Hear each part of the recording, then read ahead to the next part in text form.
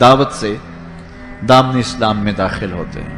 ان کے چچا نے انہیں کچی کھال میں لپیٹ کر کے دھونیاں دی کہ اسلام سے منحرف ہو جاؤ، لیکن حضرت عثمان بن عفان ڈٹے رہے اور استقامت کے ساتھ اسلام پر گامزن رہے، اور اللہ نے ان کو پھر جو شانیں دی، حضرت آدم علیہ السلام سے لے کر حضور علیہ السلام کے دور تک کبھی ایسا نہیں ہوا کہ کسی کے نکاح میں کسی نبی کی 2 صاحبزادیاں آئی ہوں۔ یہ اعزاز صرف حضرت عثمان غنی کو نصیب ہوا رضی اللہ تعالی عنہ۔ حضور کی 2 شہزادیاں حضرت عثمان غنی کے نکاح میں آئیں، یکے بعد دیگرے، تو اس وجہ سے انہیں ذوالنورین، 2 نوروں والا کہا جاتا ہے۔ اللہ تعالیٰ نے حضرت عثمان غنی کے مال سے اس امت کو بہت تقویت عطا کی۔ تحریک اسلام کے لیے جن لوگوں نے مالی وسائل پیش کیے، ان میں نمایاں نام حضرت سیدنا عثمان غنی رضی اللہ تعالی عنہ کا ہے۔ آقا کریم علیہ الصلوۃ والسلام کے کہنے پہ انہوں نے جتنی ضرورت پڑی اتنا مال پیش کر دیا۔ غزوہ تبوک کا موقع آیا تو حضور نے تحریس دلائی، تو انہوں نے کہا حضور میں 300 اونٹ پیش کرتا ہوں ما ساز و سامان کے۔ تو حضور نے پھر تحریس دلائی تو پھر کھڑے ہو گئے، پھر تحریس دلائی تو پھر کھڑے ہو گئے، اور جو حضور کہتے رہے وہ پیش کرتے رہے۔ بیر روما کی کہانی آئی، جب مدینہ المنورہ میں ہجرت کر کے آئے تو مسلمانوں کے لیے کوئی میٹھا پانی دستیاب نہیں تھا۔ قریب ترین باغ بیر روما تھا، ایک یہودی کی ملکیت تھا، وہ مہنگے داموں دیتا اور مسلمانوں کی مجبوری سے اور زیادہ فائدہ حاصل کرتا۔ غریب مسلمان تھے، گھر بار چھوڑ کے گئے تھے، پانی بھی مول کا خریدے اور وہ بھی مہنگے داموں، پھر یہودی کے نخرے اس پہ الگ۔ حضور نے فرمایا کوئی ہے جو مسلمانوں کے لیے پانی کا انتظام کرے؟ عثمان رضی اللہ تعالیٰ عنہ نے عرض کی حضور یہ ذمہ داری میری ٹھہری۔ بیر روما آج بھی وقف ہے، اور اس کی جتنی بھی جائیداد ہے، املاک ہے، اور ارد گرد جو مزرعہ ہے، باغات ہیں، باقاعدہ آج بھی حضرت عثمان غنی کے نام کا بینک میں اکاؤنٹ کھلا ہوا ہے، اور اس کی ساری کمائی ان کے نام جمع ہوتی ہے اور پھر نیکی کے کاموں کے اندر صرف ہوتی ہے۔ عثمان غنی کا وہ وقف آج بھی جاری ہے اور اس سے دنیا آج بھی فیض پا رہی ہے۔ مسجد نبوی میں جب لوگوں کا ہجوم بڑھا تو حضور نے فرمایا کہ کون ہے اس کی توسیع کرے؟ حضرت عثمان غنی نے کہا حضور یہ ذمہ داری میں اپنے ذمہ لیتا ہوں۔ تو راہ خدا میں خرچ کرنے کی بابت آئی تو عثمان کا انداز ہی نرالا تھا، اور پھر حیا جو ان کا ایک ایسی پہچان ہے کہ جو ان کی نمایاں شان ہے۔ حضرت عثمان غنی رضی اللہ تعالیٰ عنہ کا جب آخری وقت آیا تو آپ جانتے ان کا پانی بند کر دیا گیا تھا، مدینے پر بلوائیوں نے قبضہ کر لیا، اور 40 دن تک حضرت عثمان غنی پر پانی بند رہا، گھر میں محصور ہو گئے۔ 40ویں دن جس دن شہادت ہوتی ہے اس دن آپ نے سر انور باہر نکالا اور لوگوں سے کہا کہ لوگوں، جس وقت مسجد نبوی کی جگہ تنگ ہو گئی تھی اور رسول کریم نے کہا کوئی ہے جو مسجد نبوی کی توسیع کرے، تو کس نے توسیع کی تھی؟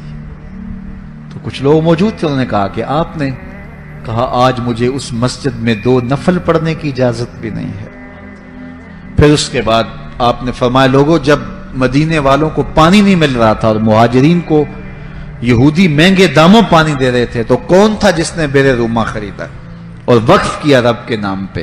تو لوگوں نے کہا عثمان آپ نے، تو کہا آج مجھے 2 گھونٹ اس کنویں سے دستیاب نہیں۔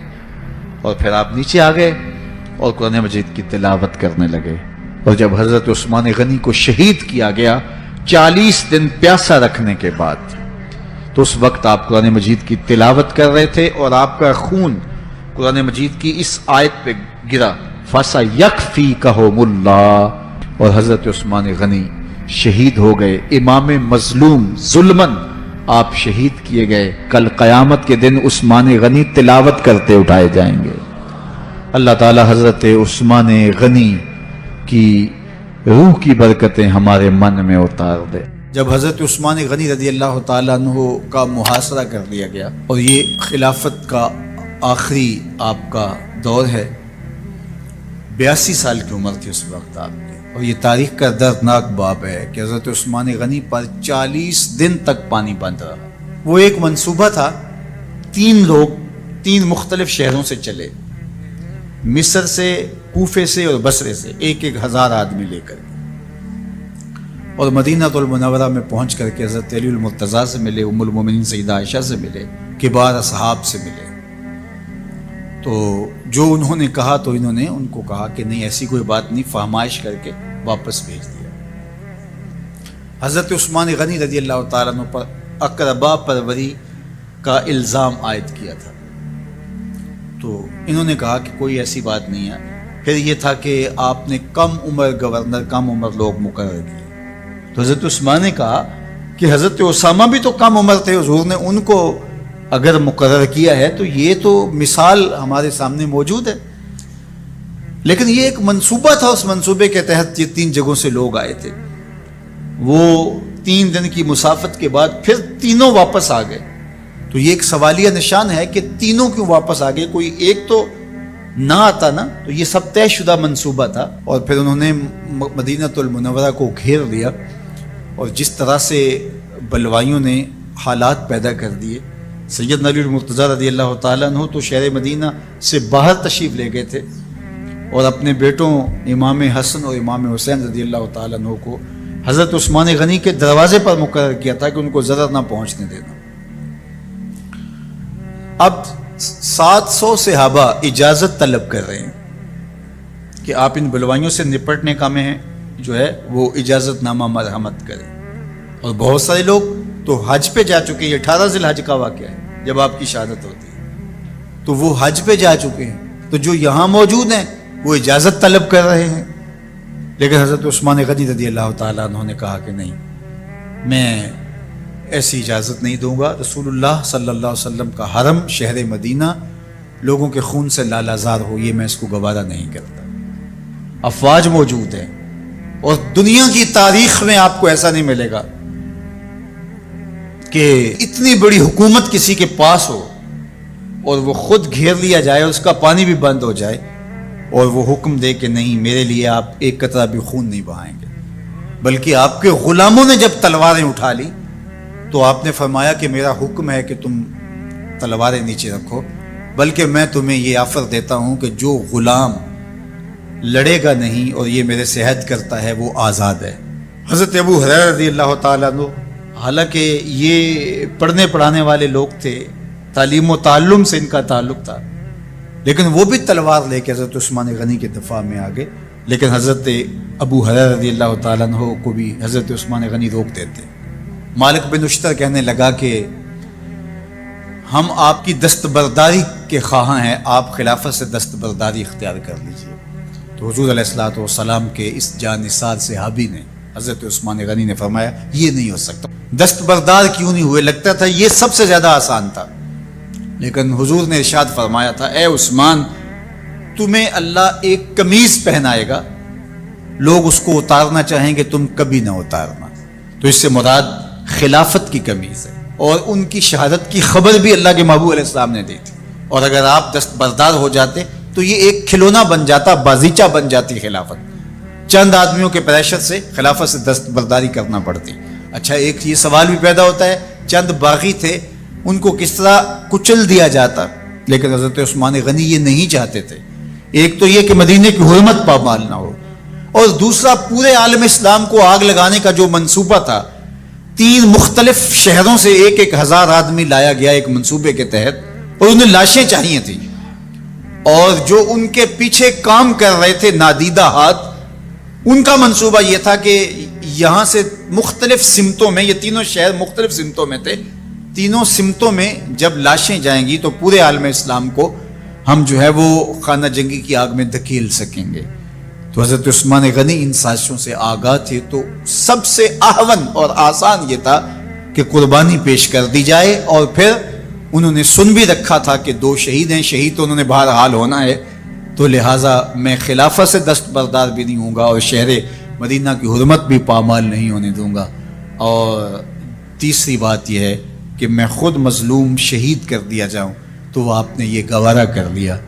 تو 18 ذوالحج تھا، جمعے کا ہی دن تھا، اور حضرت عثمان غنی رضی اللہ تعالیٰ عنہ روزے سے تھے.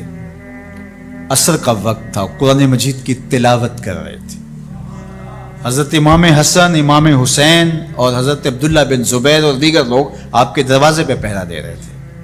لیکن باغی پچھلے گھر سے دیوار پھلانگ کے آپ کے گھر میں داخل ہوئے اور تلوار سے وار کیا.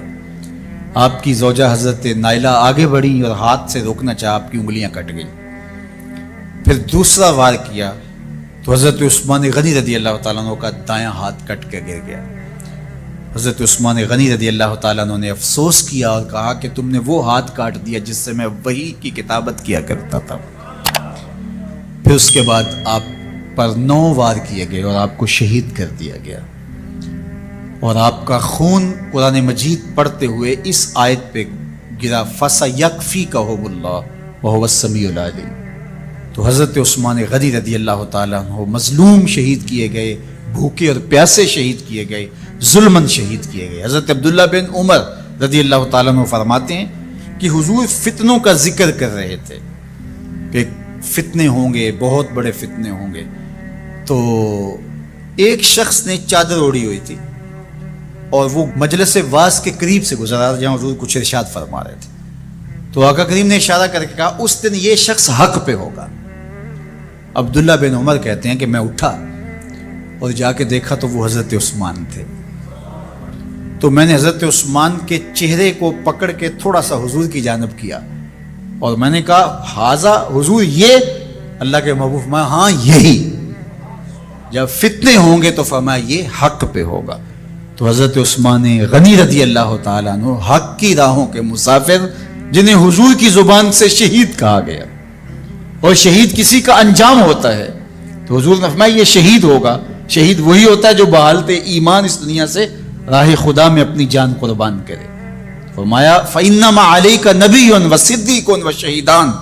اے پہاڑ رک جا، تو جانتا نہیں تیرے اوپر اللہ کا ایک نبی ہے، ایک صدیق ہے اور 2 شہید ہیں.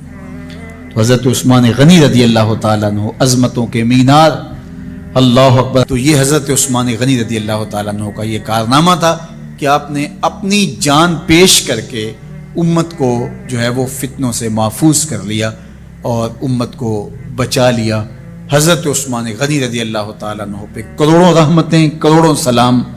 ہم آپ کی عظمت کو سلام پیش کرتے ہیں، عقیدتوں کا خراج پیش کرتے ہیں. حضور کی خدمت میں ایک جنازہ لایا گیا اور حضور سے عرض کی گئی حضور اس شخص کا جنازہ پڑھا دیجئے. تو حضور نے انکار کر دیا، کہا میں جنازہ نہیں پڑھاؤں گا. تو صحابہ نے عرض کہ یا رسول اللہ کبھی ماضی میں ایسا نہیں ہوا، جب بھی کوئی جنازہ لایا جاتا ہے تو آپ جنازہ پڑھا دیتے ہیں اور آپ نے آج انکار کر دیا ہے. تو فرمایا یہ شخص میرے عثمان سے بغض رکھتا تھا اور اس کو اللہ نے بھی اپنی رحمتوں سے محروم کر دیا ہے. حضور نے اس شخص کا جنازہ نہیں پڑھایا جو مبغض عثمان غنی رضی اللہ تعالی عنہ. تو اب آپ اندازہ کیجئے وہ کتنا بدبخت شخص ہے جو حضرت عثمان سے بغض اور دشمنی رکھتا ہے. حضرت عثمان غنی رضی اللہ تعالی عنہ سے اللہ کے محبوب علیہ السلام نے کتنی خوبصورت ارشاد فرمائی، میں اس سے حیا کیوں نہ کروں جس سے اللہ کے فرشتے بھی حیا کرتے ہیں. یعنی عثمان غنی وہ ہیں جس سے اللہ کے فرشتے بھی حیا کرتے ہیں، اور جو عثمان غنی کا حیا نہیں کرتا اس سے بڑا بے حیا کون ہو سکتا ہے. حاکم نے مستدرک کے اندر روایت ذکر کی ہے کہ بہت سارے صحابہ حضور کی بہت ساری خوبیوں کے مظہر تھے، اور سب سے زیادہ حضور کے خلق کے مشابہ حضرت عثمان غنی رضی اللہ تعالیٰ. اور خلق میں سب سے اونچا درجہ حیا کا ہوتا ہے. تو حضرت عثمان غنی رضی اللہ تعالیٰ عنہ حیا کے اس مقام پہ فائز المرام تھے جو انہی کا مقصوم تھا. اللہ ہمیں حضور کے اہل بیت، حضور کے اصحاب، بلکہ حضور کے در کی مٹی کی تعظیم بھی نصیب کرے. اقبال نے کہا تھا خاک طیبہ از دو عالم خوش ترست، آن خنک شہرے کے آنجا دل برست. ہمیں تو طیبہ کی مٹی بھی اچھی لگتی ہے اس لیے کہ وہاں محبوب جو رہتے ہیں. تو محبت تو اس چیز کی متقاضی ہوتی ہے، محبوب کی راہوں کو بھی سلامی پیش کی جائے. تو جو حضور علیہ السلام کے ساتھ منسوب اتنی وقی نسبتیں ہیں ان کا احترام کیوں نہیں کریں گے. تو حضرت عثمان غنی تو داماد رسول ہیں، حضرت عثمان غنی تو ذوالنورین ہیں، حضرت عثمان غنی تو حضور علیہ الصلوۃ والسلام کے محبوب اور حضور علیہ الصلوۃ والسلام کے پیارے ہیں. ان کو جنت کی بشارت دی گئی ہے، عشرہ مبشرہ میں سے ہیں، 4 جلیل القدر خلفاء میں ان کا نام شامل ہے، اور پھر حضور کی 2 صاحبزادیاں ان کے نکاح میں آقا کریم نے ان کو شہید خود قرار دیا، اور میرے اور آپ کے آقا و مولا نے کہا آج کے بعد کوئی عمل عثمان کو نقصان نہیں دے گا، اور کہا عثمان سے میں حیا کیوں نہ کروں، اس سے اللہ کے فرشتے بھی حیا کروں۔ ایک دن حضور گھر میں تشریف فرما تھے اور نیم داراز تھے، لیٹے ہوئے تھے، اور آپ کی مبارک پنڈلی سے کپڑا ہٹا ہوا تھا، مرد کا پردہ گھٹنوں سے لے کر کے ناف تک ہے۔ فاستاذن ابو بکر فاذن لہ، تو حضرت ابو بکر رضی اللہ تعالیٰ عنہ آئے، حضور نے کہا جائیے، وہو تلک الحال، اور آقا کریم اسی حالت میں بیٹھے ہوئے تھے۔ فتحدث، وہ بیٹھے اور حضور سے ہم کلام ہوئے۔ ثم استاذن عمر، پھر حضرت عمر آئے، انہوں نے اذن طلب کیا، تو حضور نے کہا آ جائیے، اور حضور اسی حالت میں تشریف فرما رہے۔ فتحدث، وہ بھی بیٹھے اور گفتگو چلتی رہی۔ ثم استاذن عثمان، پھر حضرت عثمان کی آواز آئی، حضور میں اندر آ سکتا ہوں؟ فجلس رسول اللہ صلی اللہ علیہ وسلم، حضور سیدھے ہو کے بیٹھ گئے۔ وسوى ثيابه، اور جلدی جلدی اپنی پنڈلی کے اوپر کپڑا ڈال دیا۔ جب یہ لوگ چلے گئے، حضرت ابو بکر رضی اللہ تعالیٰ عنہ بھی، حضرت عثمان بھی، حضرت عمر رضی اللہ تعالیٰ عنہم چلے گئے۔ قالت عائشہ رضی اللہ تعالیٰ عنہ، حضرت عائشہ فرماتی ہیں میں نے کہا حضور ابو بکر آئے تو آپ بیٹھے رہے، جنبش نہیں کی، کپڑا سیدھا نہیں کیا، حضرت عمر آئے تو آپ اسی حالت میں رہے اور باتیں چلتی رہی، لیکن جب عثمان آئے تو پھر آپ ایک دم اپنا کپڑا سیدھا کرنے لگے اور اٹھ کے بیٹھ گئے۔ تو سنو میرے حضور نے کیا جواب دیا، کہا میں اس سے حیا نہ کروں جس سے اللہ کے فرشتے بھی حیا کرتے ہیں۔ کتنا بد نصیب ہے جو حضرت عثمان غنی پہ زبان درازی کرتا ہے۔ یہ عثمان وہ ہیں جس سے اللہ کے فرشتے بھی حیا کرتے ہیں۔ اللہ اکبر، یہ عظمت حضرت عثمان غنی رضی اللہ تعالیٰ عنہ۔ تو حضرت عثمان غنی رضی اللہ تعالیٰ عنہ پر 40 دن تک پانی بن رہا، اپنے گھر میں معصور ہو کے رہ گئے، سخت اذیتیں کاٹیں۔ شہادت سے قبل آپ کی مبارک داڑھی کھینچی گئی، آپ کو اذیت پہنچائی گئی، اور آپ کی اہلیہ کے سامنے حضرت عثمان غنی رضی اللہ تعالی عنہ کو شہید کیا گیا۔ تو حضرت عثمان غنی رضی اللہ تعالی عنہ حضور علیہ السلام کے پیارے صحابی ہیں۔ حضور کی 2 صاحبزادیاں یکے بعد دیگر حضرت عثمان غنی رضی اللہ تعالی عنہ کے نکاح میں آئیں۔ آپ کے بہت سارے نمایاں وصف ہیں، جن میں حضور کا 2 مرتبہ داماد بننا، اور پھر فرمایا اگر میری اور بھی صاحبزادیاں ہوتی تو میں عثمان سے نکاح کر دیتا، اور پھر ذوالہجرتین 2 ہجرتیں حبشہ کی جانب اور مدینہ المنورہ کی جانب، پھر شہادت کا اعزاز، اولین مسلمانوں میں ان کا شمار ہے، عشرہ مبشرہ میں ان کا شمار ہے، 4 خلفائے راشدین کے اندر ان کا 3را نمبر ہے، جمع قرآن اور نشر قرآن کی سعادت اللہ نے ان کے حصے میں رکھی۔ آپ کے اوصاف میں سے 2 وصف بہت نمایاں ہیں، ایک تو آپ کا سخی ہونا، دوسرا آپ کا وصف نمایاں حیا تھا۔ تو آج حضرت عثمان غنی رضی اللہ تعالیٰ عنہ کی ان صفتوں کو، حیا کو اپنے کلچر میں فروغ دینے کی ضرورت ہے، اپنی معاشرت میں فروغ دینے کی ضرورت ہے۔ ایک مرد ہو کے اتنا حیا دار، تو پھر عورت ہو کر حیا کی چادر پھاڑ دے اور وہ اس کو آزادی کا نام دے، تو اس سے وہ نسوانیت کا نور رخصت ہو گیا۔ اقبال نے کہا تھا جس علم کی تاثیر سے زن ہوتی ہے نازن، کہتے ہیں اسی علم کو ارباب نظر موت۔ تو حضرت عثمان غنی رضی اللہ تعالیٰ عنہ حیا اور سخاوت کے بہرے بے قراں تھے۔ بزرگوں کی سیرت اس لیے بیان کی جاتی ہے کہ ان کے نقوش پاک کو اختیار کرنے کا جذبہ پیدا ہو۔ ان کا ذکر کرنا اس امت پر قرض ہے، اور ان کی محبت اور ان کا پیار اس امت کے رگ و ریشہ کے اندر محو نفوذ ہونا چاہیے۔ حضرت ام المومنین سیدہ عائشہ رضی اللہ تعالی عنہا کی مرویات سے ہے، امام مسلم نے اپنی صحیح میں اس کو روایت کیا ہے۔ قالت کان رسول اللہ صلی اللہ علیہ وسلم مضطجعا فی بیتہ کاشفا عن فخذیہ او ساقیہ۔ کہتے ہیں ایک دن حضور اپنے گھر میں تشریف فرما تھے اور حضور کی پنڈلی سے کپڑا ہٹا ہوا تھا۔ جب انسان گھر میں ہوتا ہے تو بے تکلف بیٹھا ہوتا ہے۔ مرد کا ستر عورت گھٹنوں سے لے کر کے ناف تک ہے، اتنی جگہ کو چھپانا واجب اور ضروری ہے۔ اس کے بعد اس کا پیٹ ہے، اس کا سینہ ہے، پشت ہے، بازو ہے، پنڈلیاں ہیں، سر اور اس کا چہرہ ہے، یہ ستر عورت میں شامل نہیں ہے۔ تو ستر عورت صرف گھٹنوں سے لے کر کے ناف تک کی جگہ ہے۔ اس کے علاوہ گھر میں بندہ بے تکلف بیٹھا ہو تو بعض اوقات آپ گھر میں صرف تہ بند باندھ لیتے ہیں اور بنیان پہن لیتے ہیں، تو ایسا ہو جاتا ہے۔ تو حضور علیہ الصلوۃ والسلام تشریف فرما تھے تو حضور کی پنڈلیوں سے کپڑا ہٹا ہوا تھا اور حضور لیٹے ہوئے تھے۔ فاستاذن ابو بکر رضی اللہ تعالی عنہ وآذن لہ وہو تلک الحال، تو حضرت ابو بکر رضی اللہ تعالیٰ عنہ دروازے پر آئے، دستک دی، حضور سے اجازت مانگی، حضور نے فرمایا آ جاؤ، تو وہ اندر آ گئے۔ حضور اسی حالت میں لیٹے رہے کہ پنڈلی سے کپڑا ہٹا تھا اور حضور نیند آراز تھے۔ ثم استاذن عمر، پھر حضرت عمر رضی اللہ تعالیٰ عنہ نے دستک دی اور اجازت چاہی، تو فاذن لہ وہو کذالک، تو حضور نے کہا آ جاؤ، اور حضور ایسے ہی لیٹے رہے کہ حضور کی پنڈلی سے کپڑا ہٹا رہا۔ فتحدث، تو یہ بیٹھ کے باتیں کرنے لگے۔ ثم استاذن عثمان، پھر حضرت عثمان نے حضور سے اجازت مانگی۔ فجلس رسول اللہ صلی اللہ علیہ وسلم، حضور لیٹے تھے، اٹھ کے بیٹھ گئے۔ وصب ثیابہ، اور جلدی جلدی پنڈلی پر کپڑا کرنے لگے۔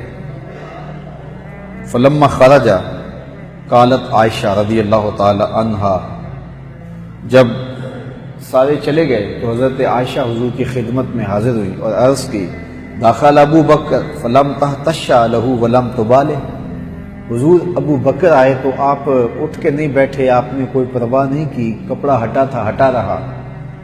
ثم داخل عمر، پھر حضرت عمر آئے، فلم تحتش لہ ولم تبالہ، آپ نے کوئی جنبش نہیں کی ہے اور آپ نے کوئی خاص پرواہ نہیں کی ہے، ایسے لیٹے رہے، کپڑا ہٹا تھا ہٹا رہا۔ ثم داخل عثمان، پھر حضرت عثمان آئے، فجلست وسویت ثیابک، تو آپ اٹھ کے بیٹھ گئے اور آپ نے کپڑا پنڈلی کے اوپر سیدھا کر لیا۔ فقال، تو حضور نے ارشاد فرمایا الا استحیی من رجل تستحیی منہ الملائکہ، عائشہ میں اس سے حیا نہ کروں جس سے اللہ کے فرشتے بھی حیا کریں۔ اللہ اکبر، یہ ہے حضرت عثمان رضی اللہ تعالیٰ عنہ۔ حضرت عبد الرحمن بن خباب روایت کرتے ہیں، میں حضور کی خدمت میں حاضر تھا کہ آقا نے جیش الاسرہ کے بارے میں لوگوں کو ترغیب دی۔ یہ غزوہ تبوک کو جیش الاسرہ کہتے ہیں، چونکہ یہ ایک لمبا سفر تھا اور گرمیوں کا سفر تھا اور بڑی مشکل میں یہ سفر طے کیا گیا، اس لیے اس کو جیش الاسرہ، تنگی والا لشکر کہا جاتا ہے۔ تو فرماتے ہیں جب جیش اسرہ کا موقع آیا تو میں موجود تھا، تو حضور نے لوگوں کو ابھارا، تحریص دی، ترغیب دی کہ لوگ راہ خدا میں مال خرچ کریں۔ جب حضور نے لوگوں کو فنڈ کی ترغیب دی تو حضرت عثمان اٹھ کے کھڑے ہو گئے اور عرض کی یا رسول اللہ صلی اللہ علیہ وسلم، میرے ذمے 100 اونٹ ما ساز و سامان کے میں پیش کروں گا، 100 اونٹ پیش کروں گا، ساز و سامان کے سمیت پیش کروں گا۔ چونکہ ضرورت زیادہ تھی پھر حضور نے دوبارہ پھر اس پر ترغیب دی۔ حضرت عثمان رضی اللہ تعالیٰ عنہ پھر کھڑے ہوئے، حضور میرے ذمے 200 اونٹ رہے، ساز و سامان سمیت پیش کروں گا۔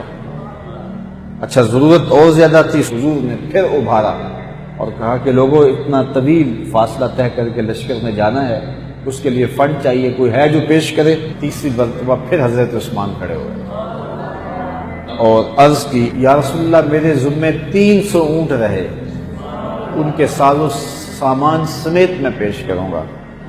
اللہ اکبر۔ تو راوی کہتے ہیں حضور ممبر سے نیچے تشریف لے آئے، حضور ممبر سے نیچے تشریف لے آئے اور حضور یہ بار بار فرما رہے تھے عثمان کو اب کوئی فرق نہیں پڑتا کہ اس کے بعد کوئی عمل نہ کرے۔ اللہ اکبر، یعنی ایک ایسا نفلی عمل کیا ہے کہ یہ ان کی دنیا آخرت کی کفایت کر گیا، بہتر ہو گیا۔ اللہ اکبر۔ تو یہ ہے حضرت عثمان غنی رضی اللہ تعالی عنہ کا راہ خدا میں خرچ کرنے کا جذبہ.